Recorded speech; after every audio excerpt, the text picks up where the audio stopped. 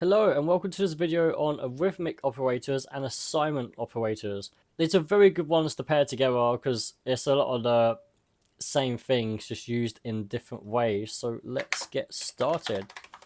So I'm going to start off with making a variable called number and equaling it to 5. As you can imagine, with a lot of these ones up here, they are exactly how you'd imagine you'd use them. So if we say number equals number plus 5, we are basically just saying 5 plus 5. So if we log this to the console, we're going to get 10. The same here for our subtraction one. 5 minus 5, we're going to get 0. 5 times 5, and so on. One that you may not be familiar with is the Mudulo Operator. So this is going to log 0 to the console. So what it is going to give us is the leftover of a division. So 5 divided by 5, well, they are divisible by each other. So we're going to get 0. So if we have a look in the console, 0. So if we want, if we change this to 12, and then keep this as 5, we got 2. So 5 will go into 10 perfectly, and the remainder will be 2 because 5 cannot go into 12. So that is basically how you use the Mudulo operator. Another one we can use, so instead of us doing number equals 5, number equals, there you go, number equals number plus 5. Another way that we can increase a number is by just saying number plus plus. So if we log this to the console, we are going to get 13. This is something that you very commonly will see in loops, but if you just want to increment a number by 1, you can just do plus plus and it will just go up by 1.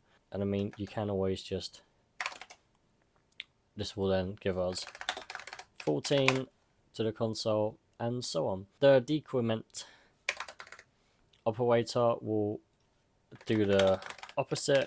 It will take 1 away from it. This one here is a little bit different. This is going to give us the power of a number. So let me explain. Let's just load the numbers here just to make it a little bit easier. If we say a number equals, and if we say 2 to the power of 3, what's happening here is we are picking our base number, so 2, and then we're saying how many times do we want 2 times itself. This is the same as us writing this 2 times 2 times 2. So if we change this to the power of 2, we will get 2 times 2, and our answer will be 4. So let me just show you that. In the console, our answer will be 4. So that is how this one, just think of it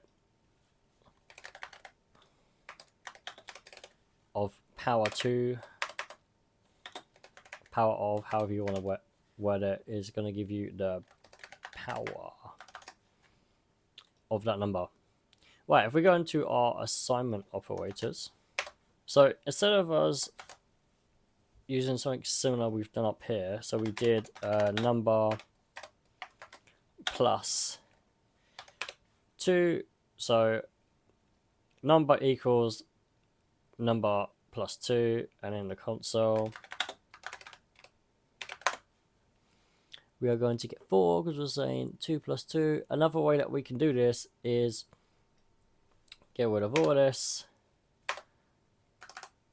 and just say plus equals 2. So we are still adding 2 to our original number that we had. It's just a good shorthand for writing that equation out.